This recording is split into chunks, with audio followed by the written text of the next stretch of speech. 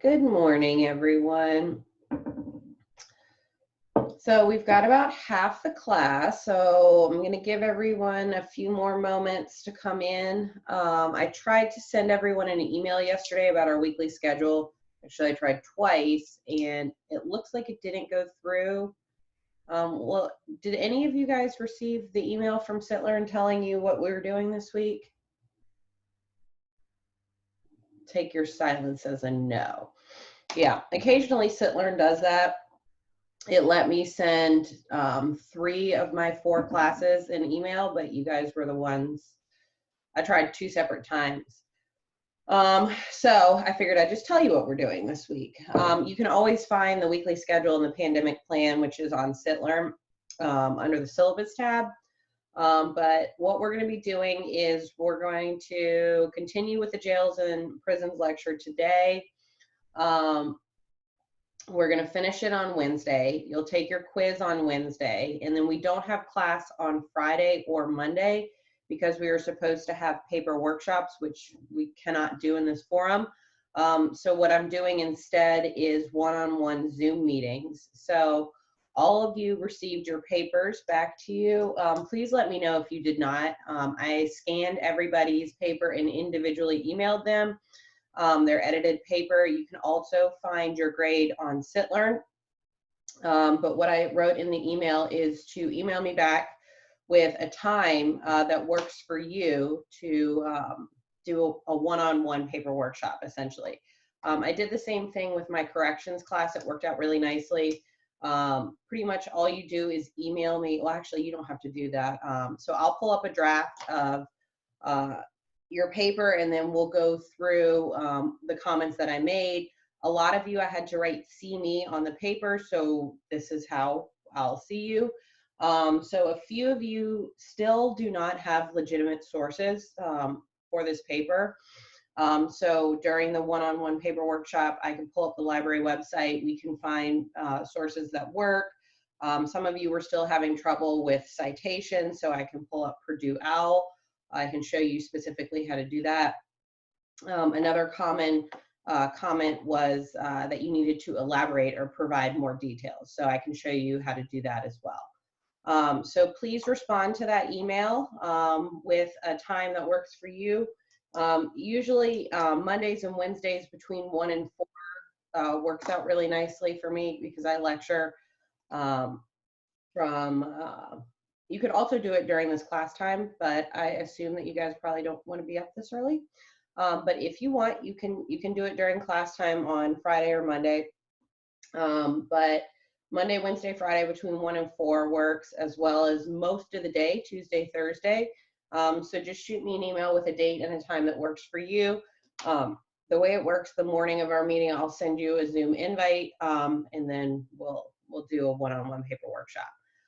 So you're more than welcome to do more than one-on-one paper workshop if you want, but I recommend that you do at least one, especially if I wrote "see me" on your paper.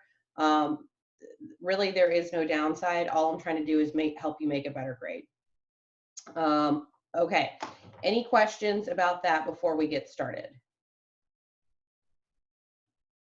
Okay, so let's start talking about, or we're going to continue talking about jails and prisons.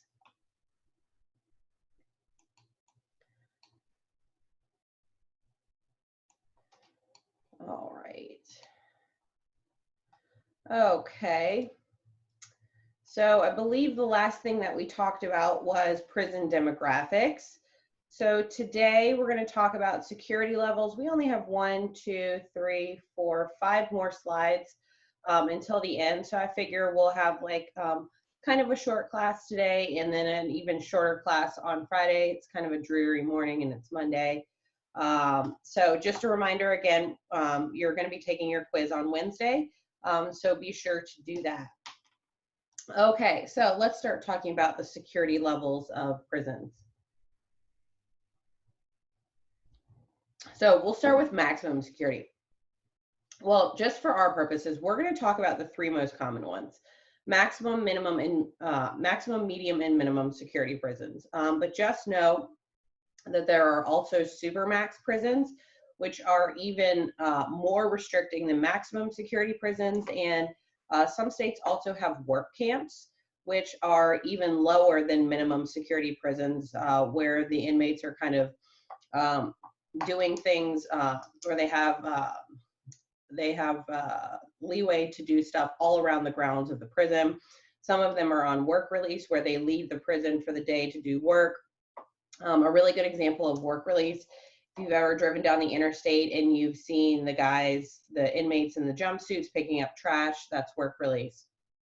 So since this is an intro class, we're just going to talk about the 3 most common, but just know that there is one above maximum and there is one below minimum as well.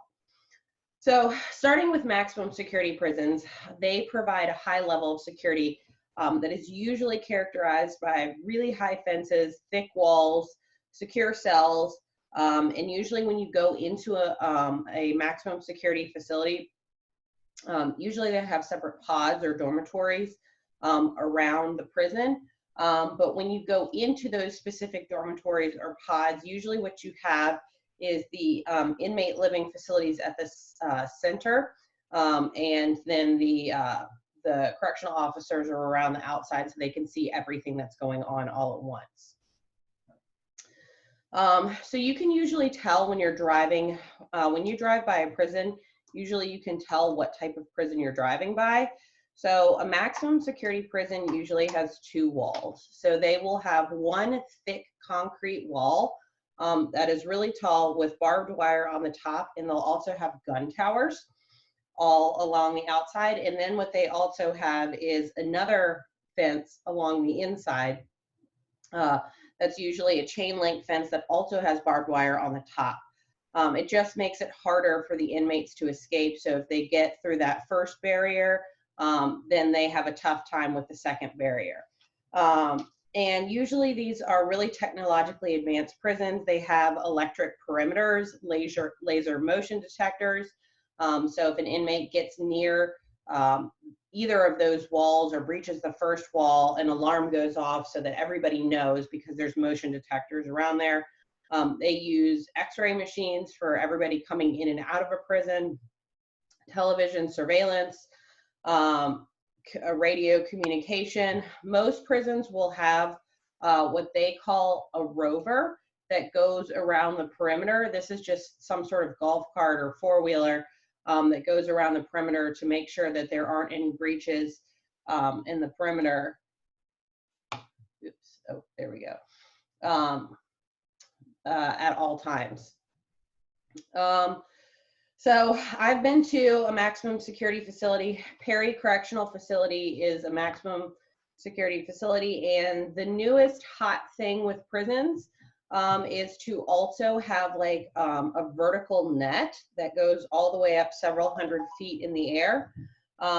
They also can be horizontal. So what will happen is, if the horizontal is more expensive, basically it's just a net that goes all the way across the top of the prison, because now people are starting to use drones to drop things, all kinds of contraband into prisons. So if you've got the vertical net that goes up several hundred feet in the air, it's a lot easier to see a drone as it sort of has to rise above to come back in. So Perry Correctional had one of those vertical nets. They also had 2 walls. They had gun towers. They had the rover that went around at all times. And it depends on the size of your state, but usually there's at least one centrally located maximum security facility in your state. Some of the larger states have more than one maximum security prison. They tend to be massive old buildings with large inmate population. And if you are on death row, you're always in a maximum security facility. So death row inmates are never in a medium or minimum security facility. They're always in a maximum security facility in their separate wing, which is very restrictive solitary confinement. So the level of security on death row exceeds even that experienced by most prisoners held in a maximum security facility. So maximum security prisoners are still allowed to go out on the yard. It's more constricted than a medium and a minimum security facility, but they're still allowed to commingle with one another.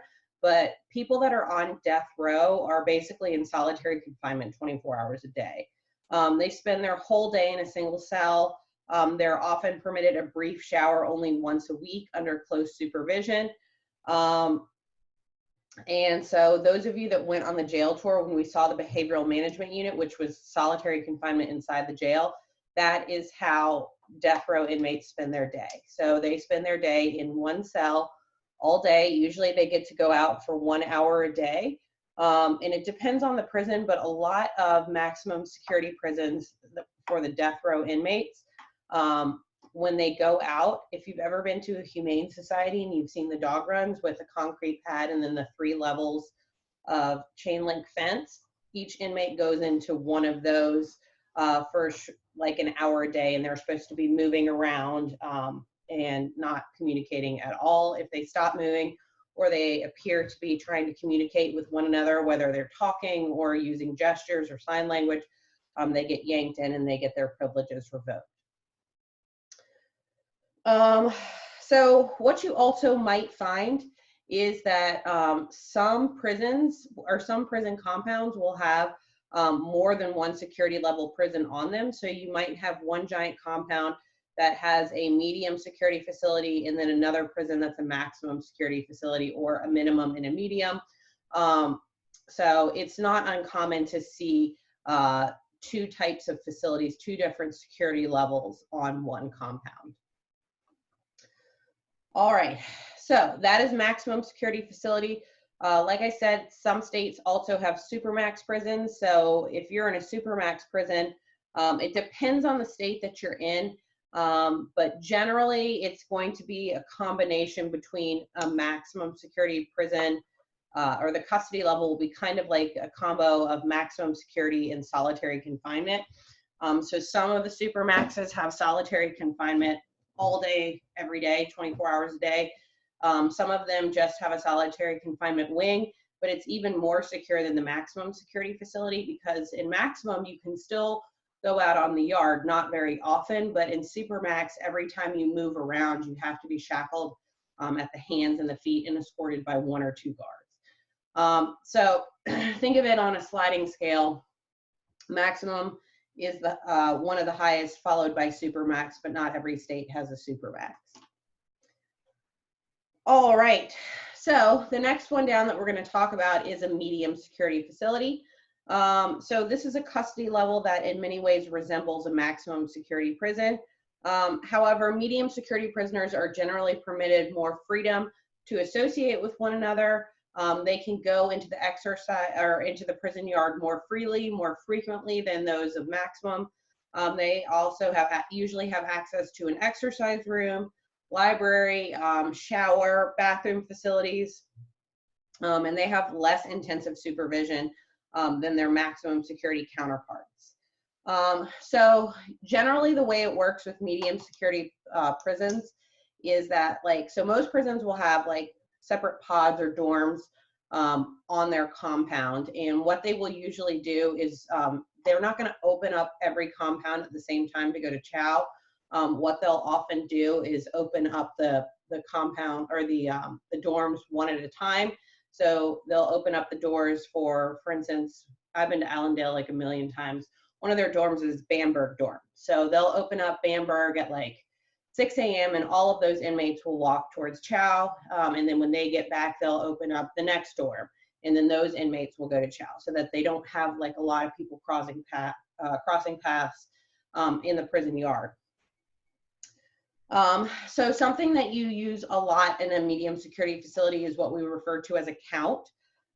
So basically what they do is at, usually it's three times a day that the inmates know about, and 1 or 2 other times that they don't know about, that the entire prison shuts down and everybody has to, the correctional officers have to count out all the inmates to make sure that everybody is accounted for. This differs a little bit by prison, but usually there's always 3 counts that they know about. So like right after breakfast, right before lunch, right after dinner, something like that. And then every day the warden will send out a notification to all the correctional officers to say, hey, at this time and this time, we're going to have random counts as well. That's so that if you were planning on escaping, you wouldn't know when those other 2 counts were going to happen. Because if you did, like, so for instance, if it was just those 3 counts, you'd be able to plan your escape more easily to give you some more time to get away. So for instance, you could try to escape right after that last count of the night. That way it wouldn't be until the following morning that they would notice that you're missing. So I've been present for a count before. Basically, it just, everything shuts down. So I was in the Bamberg dorm at Allendale passing out surveys. And the inmate that was in charge of like sort of escorting me around, this was Jeff, the pipe bomb guy that I've talked about before. He told me, like, I was getting ready to pass out surveys and he was like, hold off a few minutes because we're about to have our count. So I had to wait a few minutes and all of the inmates came out of their cells. They like stood in the center and they all counted off their numbers.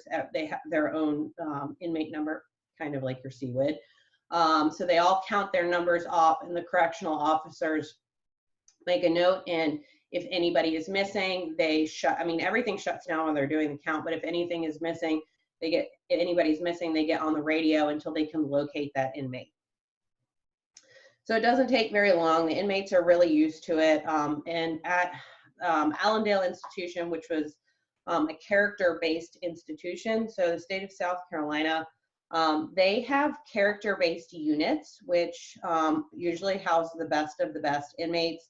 In order to be in that unit, you have to pass, you have to take a cognitive behavioral retraining class. You have to pass a test. You have to be disciplinary infraction free for a certain period of time. But Allendale, the entire institution is character-based. So that means that you have to basically be a well-behaved inmate to be a part of that. So for them, the counts go really quickly. Hardly anybody's ever missing. They all know exactly what they're supposed to be doing. Let's see. So medium security prisons are generally smaller than maximum, and they do have the 2 fences, but instead of that second concrete fence, it's just 2 fences of chain link fence. The one furthest out is the highest. It's a chain link fence with barbed wire on the top. Then you have like 10 or 12 feet or so until the next fence, which is a little bit lower. That also has barbed wire on the top as well. So in medium security prisons, the cells and the living quarters usually have more windows and are often located more closely to the perimeter of the institution. For maximum security prisons, they try to keep the inmates as close to the center as possible, and they don't want them near the perimeter. So you'll also see more dormitory style housing in a medium security prison. It just depends on the prison and on the state. So at Allendale so Allendale and let's see where else. Watery Correctional, both of those are medium security prisons. You've got, it kind of looks like the behavioral management unit in the prison or the jail that we saw. So you have like kind of like an area for the inmates to hang out in the center, and then all the cells around the outside. And there were two floors, so cells along the bottom, and then a second floor cells around the top, and then the center area with tables and chairs that are, chained to the floor. There's also there was a little barber shop inside each of the dorms. And there was an area where the correctional officers hang out, and then there was also the lieutenant had an office on the second floor up there as well, and they also had a little library. Each of the cells had little windows on them. I mean, they were little tiny windows. But what you also might see for medium security prisons is sort of the dormitory style housing. So if you think of the jail tour, when we walked along where the inmates were actually, I don't know if everybody on the jail tour saw this, but they walked us to the end of the hallway and you could actually look in and see the inmates in the pods. Dormitory style housing is when everybody's all in one area and you kind of have like little sectioned off bunk beds. So you start to see that in medium, but that's much more common in minimum security facilities. The medium security facility, Camille Graham Institution in Columbia, South Carolina, that one is the dormitory style. So you walk in the pods, you have all the bathrooms at the front, and then you basically have little cubicles all around, and you've got 2 beds inside each cubicle with like a little table. So that is dormitory style housing. You don't see that in maximum or supermax. Sometimes you see it in minimum. You almost always see it. Sometimes you see it in medium. You almost always see it in minimum. So it really just depends on the type of facility that these states have available to them. So medium security prison is when we really start to see the inmates being able to participate in a lot of programs. Maximum security facility, there are some programs, but medium is where we have a whole lot of programs.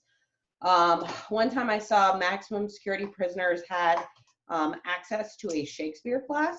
So there was a college professor would come into a maximum security facility, and all the inmates were in single cells down a little row, and the professor sat at the head of the hallway, and the inmates were like kneeling down and talking through the food flap, where they usually give you your tray of food. So she was teaching them Shakespeare, and they were, you know, responding through the food flap. At a medium security facility, you don't have to do that. At medium, they can actually go to a classroom. So medium security facility, you often see a lot of educational programs, vocational, which is teaching them a trade skill. I see a lot of dog training programs in medium security facility, but I've also seen them in maximum security facilities. Drug treatment programs, any type of program, cognitive behavioral program, any program that you can think of, you're going to see a lot of it in a medium security facility. Questions about medium? Okay, let's talk about minimum. So minimum security facility. So just a small fact, the state of South Carolina does not have any minimum security prisons. I don't know why. We have medium and 1 or 2 work camps, but we do not have any minimum security facilities. Like I've said since the beginning of this class, every state's a little bit different. For some reason, we don't have any minimums. But the states that do have minimums, I've been to a couple of minimum security facilities in the state of Florida, and they weren't that different from the medium ones that I saw here. But the medium security prisons that I saw here, the one I spent the most time in was Allendale, which was that character-based institution. So it was all the good inmates. So it's not that surprising that it sort of mirrored a minimum security prison. So minimum security prison, they have even more freedom than they do in a medium. So we see a lot more of that dormitory style housing. So, you know, like I was explaining at Camille Graham, with kind of like the individual cubicles with like 2 little bunks to a cubicle. That's what you see a lot in a minimum security prison. And they're generally free to sort of walk around the yard and to visit most of the prison facilities. They have a lot more access to programs, and they usually have a pretty jam-packed schedule every day. So they have free access to the canteen that sells toothpaste, candy bar, if you're in a state that allows you to smoke cigarettes, which actually I don't think any states allow that anymore. They work under very general supervision. They have access to a lot of programs. The guards are completely unarmed. They don't have gun towers. They still usually have 2 fences, but they're not as tall as they are in a medium security prison. And a lot of the inmates have the ability to leave during the day to go do some sort of work release or furlough, or a lot of those vocational programs where they teach you a skill. This varies prison to prison, but especially if you've got it in a minimum security facility, you spend like 300 hours in the classroom learning classroom skills, and then you spend like 100 hours out in the field doing an apprenticeship. So usually you have to be in a minimum security facility to be able to have that privilege or that custody level to go out during the day. They still use the count in a minimum security facility, but they don't need to do it as often because, like I said, every inmate has a very detailed schedule. So when I got data from the state of Florida, every inmate had an AM assignment, a PM assignment, and one assignment that lasted all day. So for instance, they might send you to educational classes in the morning and substance abuse treatment in the evening, but you're doing the dog training program all day, every day. So most of the inmates have a pretty detailed schedule, so the count isn't as necessary because if they don't show up for their educational program, or their dog's running around loose, or they're not at whatever program they're supposed to be at, it's a really good indication they've gone missing. So they still do the count, but they don't need it as much because they all have somewhere to be.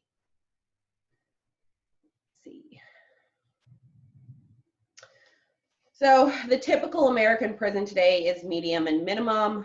Some states have as many as 25, 30 facilities like this. And like I said, medium and minimum house the bulk of the country's prison population.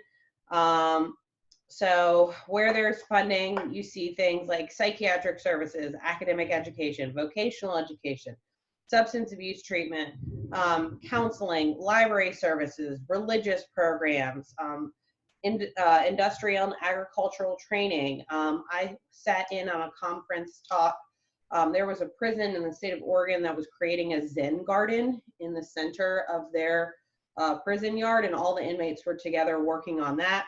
So it just really depends what type of program or what type of facility, you know, the access to programs that you're going to have in these facilities. It depends on funding, and it depends on your local population who's willing to provide these services. So like the educational and the vocational programs, especially the vocational, you have to partner with a local technical college to work that out. That's why you see so much variation.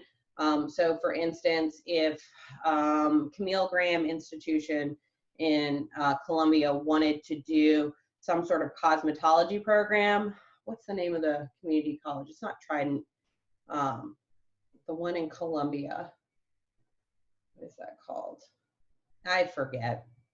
The community college in Columbia, if they didn't offer cosmetology classes, then they wouldn't be able to do it at Camille Graham Institution. So it just depends on the colleges near you. Usually it's a community college if you want to do a vocational program, because they're usually the colleges that offer those types of things. Or like if you wanted a religious program, your local religious community would have to want to be involved in that. So that's why you see a lot of variation about the types of programs that are available. It just depends on your community. All right, questions about these security levels. Okay, so let's talk about how you get classified into these types of prisons. So there's 2 classifications we're going to talk about today.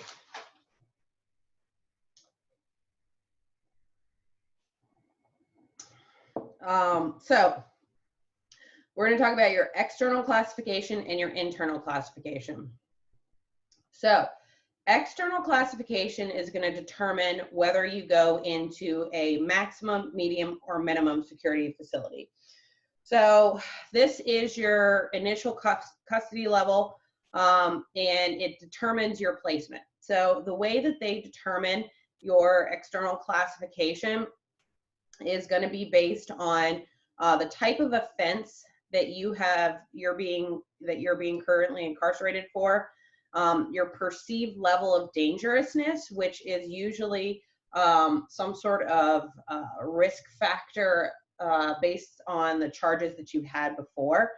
So if you think back to when we were talking about sentencing, when we were talking about that presumptive sentencing guide, that sort of quantitative scoring, and it puts you into risk categories at the top depending on how many crimes you had committed before. It's kind of like that. So if you have 6 serious violent offenses before, you're going to have a higher custody level than somebody that this is their first time nonviolent offense. So it looks at, it sort of is this statistical program, and it differs by state, but it looks at your current charge, your history of charges, which is what they consider your level of dangerousness. It also looks at how if you've been incarcerated before, it looks at how you behave during that incarceration. So that also goes into this formula for perceived dangerousness. So if you have a bunch of nonviolent offenses, but every time you've been incarcerated, you've been involved in stabbings and extortion schemes, you've tried to attack correctional officers, that's going to move you up a custody level. Also, if you have tried to escape before, you're going to a maximum or a supermax prison, no questions asked. So your perceived dangerousness is based on your behavior if you've been previously incarcerated, as well as your criminal history before the types of crimes that you've been incarcerated for. So it's all of these things that go together that spit out basically a number, or spit out whether you go into minimum, medium, maximum security facility. So this external classification is not static, it's dynamic. So if you start in a maximum security facility, if you behave yourself, you can often move down to a medium or down to a minimum. The reverse is also true. If you start in a medium, but you like join a gang and start stabbing people and attacking correctional officers, they'll move you up a custody level. You can put in for transfers, but it's up to the institution and the Department of Corrections as to whether your custody level is low enough or high enough to permit a transfer for where you're going. So the external classification determines which facility you're going to go to. And this is oftentimes what makes my mother so nervous, because I spend so much time in prison. Because usually I go to minimum and medium security facilities, because they're usually the ones that have the most of the dog training programs. And so when I was first doing this stuff, my mother assumed that I was mainly talking to like nonviolent offenders. That's not usually the case. Usually the inmates that are in the dog training program are there for long periods of time. A lot of them have been convicted of murder, sexual assault, all kinds of horrible robbery involved things, not really nonviolent offenses. And the reason that my dog guys are usually more violent offenders is because they get really long sentences. They will start up in maximum security facilities and within several years realize this is not how they want to spend the rest of their lives. They'll get their shit together and be able to move down to a lower custody where they have a little bit more freedom.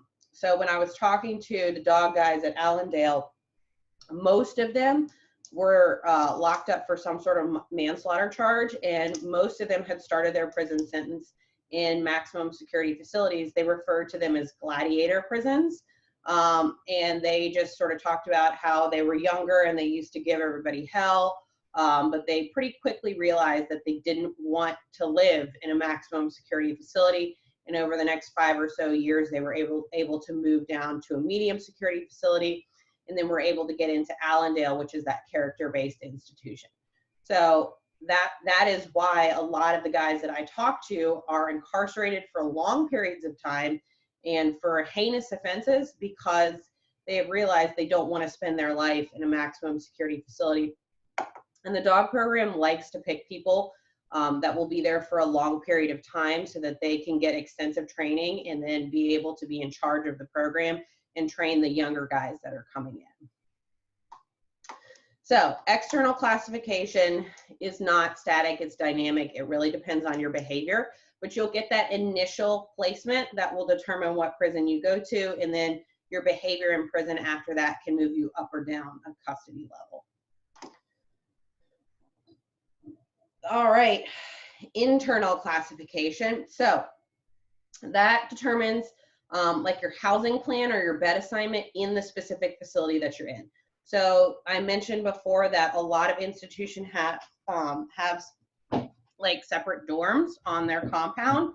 This will determine which dorm you're in, basically.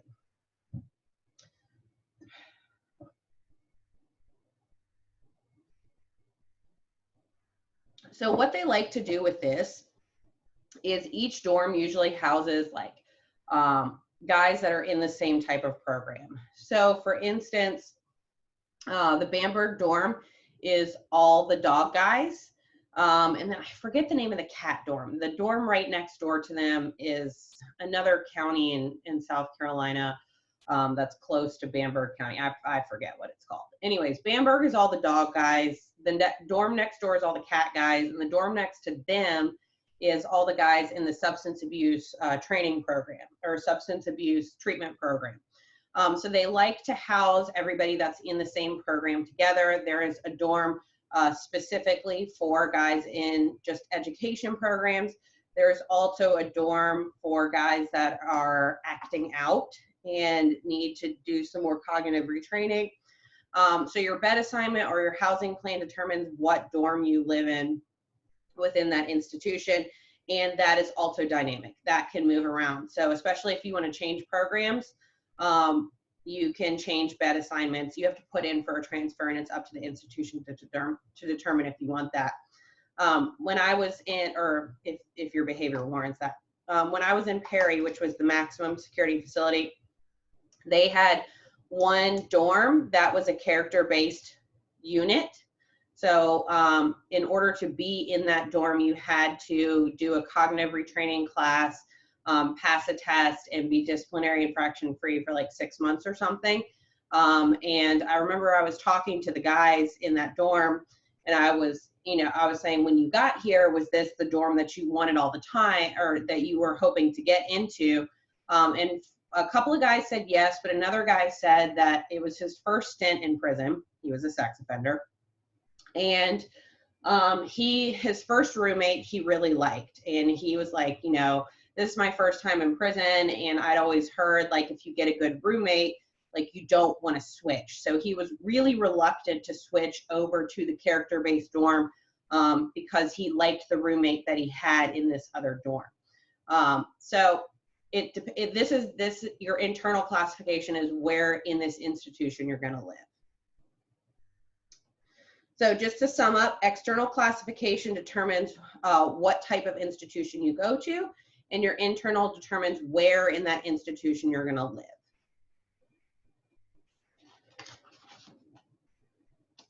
Okay.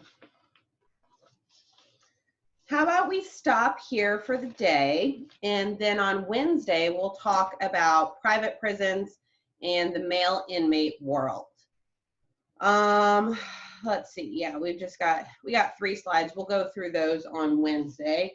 So I have, let me find it. There's one other quiz. Taylor, is this your quiz?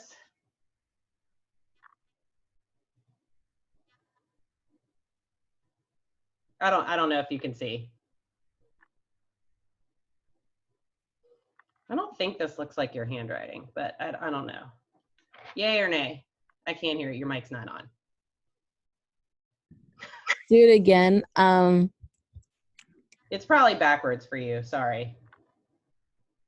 No, that looks right. Yeah, that's me. You? Yeah. Okay, mystery solved.